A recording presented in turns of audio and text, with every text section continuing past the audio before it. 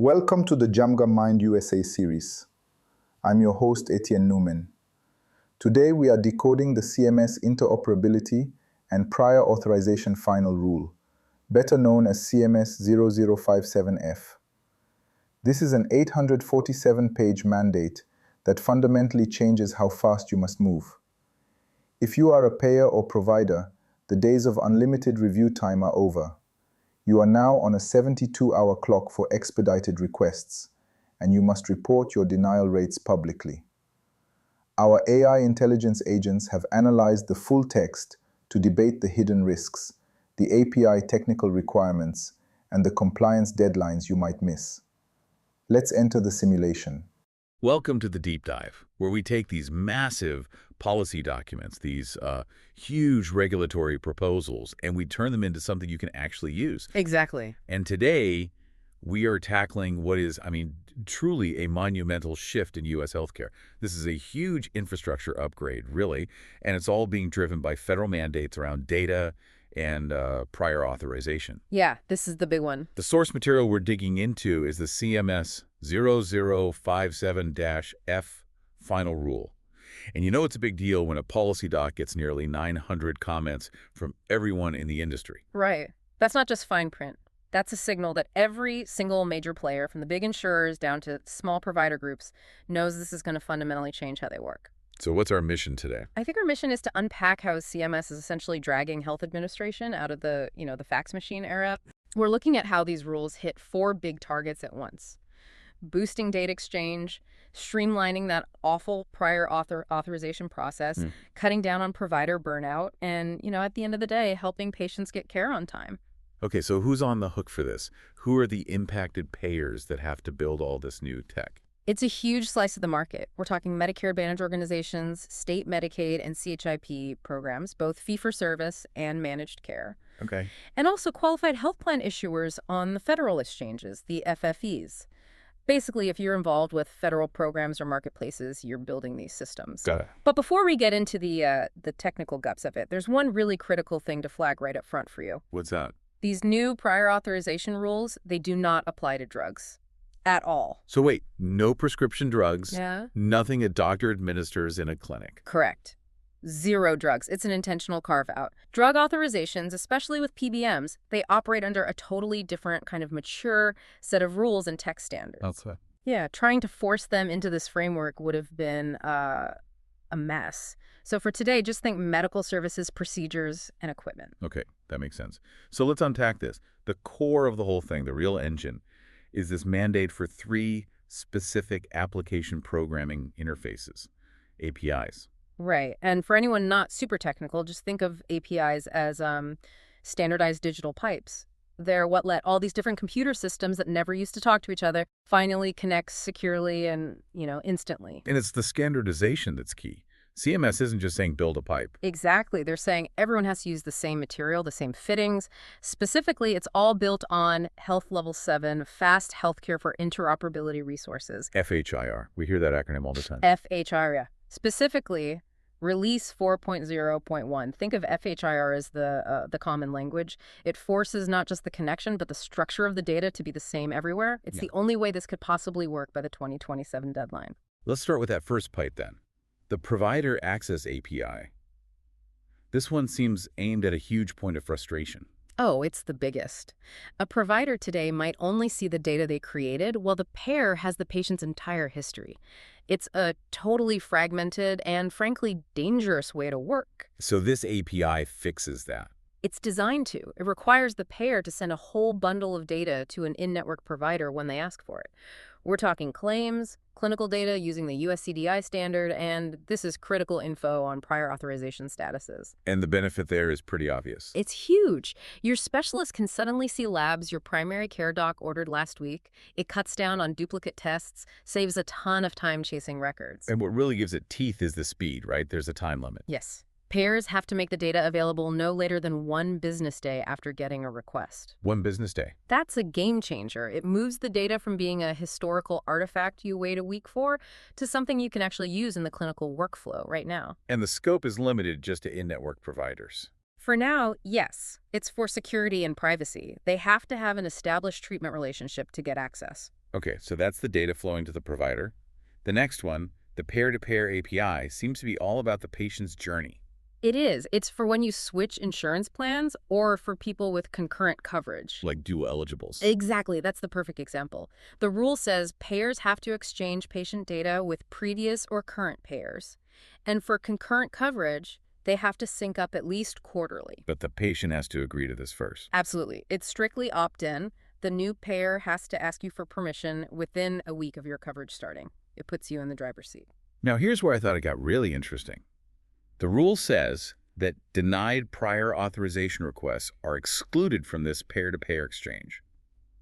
Why would they do that? It's a fascinating and, I think, very thoughtful policy choice. It seems like you'd want the full record. You'd think so, but CMS was worried about creating a kind of institutional bias. They feared a new insurance company might see that a service was denied by a previous one and be, predisposed to deny it again. A denial is a coverage decision, not a clinical fact.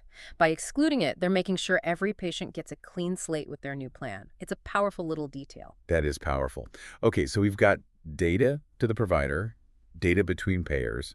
The last API tackles the biggest headache of all, prior authorization. The administrative monster. Yeah, this API is meant to be the automation engine for the whole process. It lets a provider's own system, their EHR, first check if a PA is even needed for something. So no more logging into a dozen different payer portals. That's the goal. The provider's EHR can query the payer system, see the requirements, and if a PA is needed, it can automatically package up the clinical notes and submit it. The payer has to publish a machine-readable list of everything that needs a PA. And the API handles the whole conversation, back and forth. The whole thing. A HIPAA-compliant request and response. It'll communicate back if it's approved, denied with a specific reason, or if they just need more info. And again, this whole thing has to be up and running by January 1st, 2027. Okay, so that's the big tech build-out for 2027. But you mentioned some things are happening sooner, in 2026. Things that hit provider burnout right now. That's right. They're not making providers wait 3 years for relief. A couple of major process changes kick in on January 1st, 2026. And these are mainly about speed and transparency. Exactly. For a standard, non-urgent prior authorization request, the decision timeframe for most of these payers gets cut down to just 7 calendar days. 7. Down from what? Well, in some cases, it was 14 days, or even longer depending on the state or plan. So cutting that in half or more is a massive acceleration. And what about for urgent requests? For expedited requests, the timeline is now set at a maximum of 72 hours across the board. This stops those dangerous delays in care and frees up staff who used to just be chasing down paperwork. For me, the most powerful change in this whole section is about the denials. The rule says payers have to give a specific reason for the denial. Yes, that one is huge for clinical workflow. It seems so simple, but what does that actually change for a doctor's office? It changes everything. Before, you might get a denial that just says, not medically necessary, or cites some internal policy number. It was useless. And you have to get on the phone for hours. Hours! Now, the denial has to say something specific, like, imaging criteria Y was not met. The provider immediately knows what to do next, appeal with more info, try a different approach. It cuts out so much wasted time. That transparency push continues with public reporting, too. It does. Starting in 2026, payers have to publicly post a whole bunch of metrics about their PA process every year. What kind of metrics? A full list of everything that requires a PA, for starters. Then, the percentages of requests that were approved, denied, or approved after an appeal. And my favorite, the average and median time it took them to make a decision. So you can actually compare plans based on how efficient they are. That's the idea. It creates market pressure. No insurer wants to be the one publishing a 20-day median wait time when their competitor is at 5. It should drive real performance improvement. So let's talk about the standards behind all this. For you listening, knowing what's set in stone versus what's flexible is key to understanding this rollout. Right. So we know the core is mandatory. FHIR 4.0.1 and the US CDI data standard. That consistency is non-negotiable for all 3 of the new APIs. But I remember reading that not every single technical guide is being mandated yet. Correct. And that's a smart, pragmatic move by CMS. They're strongly recommending certain implementation guides, IGs, like the ones for discovering PA requirements or submitting them. But they aren't locking them in as a hard requirement. Why not? It acknowledges that some of these standards are still evolving. This way, the industry can refine best practices in the real world before they get cemented into federal regulation. It allows for a bit of breathing room. And that flexibility extends to security, which seems a little surprising. It does, but it's based on the use case. For the patient access API, where it's you logging in to see your own data, that requires a specific, very common user login protocol. Okay. But for the big automated system-to-system APIs, the provider access and payer-to-payer ones, they're not mandating that. They're recommending other standards that are better built for high-volume back-end exchanges where a person isn't typing a password each time. And the timeline itself, pushing the API deadline from 2026 to 2027, that was a big concession. Oh, it was a necessary one. The industry feedback was overwhelming. They made it clear that building this complex new digital infrastructure was a monumental task, and they just needed more time to design, build, and test it properly. It shows they're listening, at least on some things. I think so. And they also built in some off-ramps. States with really small Medicaid populations, for example, can apply for an exemption, but, and this is a big but, they have to prove they have some other efficient electronic way for patients and providers to get the data. They can't just go back to the fax machine. So when you take a step back, this deep dive really shows a massive coordinated push to modernize healthcare data. It's moving the whole industry toward a structure that, we just take for granted in banking or e-commerce. Absolutely. Secure, transparent, and portable. That's the goal. And it hits all the right notes. It gives patients more control, it gives providers better tools and faster answers, and it gives payers a way to ensure continuity of care. It's an infrastructure revolution, really. And that brings us to our final provocative thought for you to take away from this. Yeah. CMS has mandated that payers build these incredibly robust, standardized digital pipes by 2027. So the infrastructure on the insurance side will exist. Right, the pipes will lay there. But the ultimate success of these new APIs, especially in reducing that provider burnout we talked about, it all depends on whether providers and their electronic health record, their EHR vendors, actually adopt and use them. And that's the catch. This rule doesn't mandate anything for providers or EHR companies. It only mandates that payers have to offer these tools. So it raises this huge question. Is the simple availability of a better digital pipe going to be a strong enough market force to make EHR vendors build the integrations? Or will we end up with billions spent on brand new infrastructure that nobody fully connects to, leaving us with the same fragmented system we have today? That was the intelligence briefing on CMS-0057-F.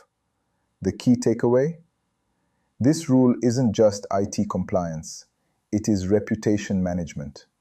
With the new public reporting requirements, your denial rates will be visible to everyone. If your APIs aren't ready by the 2026/2027 deadlines, you risk falling behind. To get these briefings delivered to your inbox every Monday morning, subscribe to the full USA series at DjamgaMind.com. Don't read the regulation. Listen to the risk. I'll see you in the next briefing.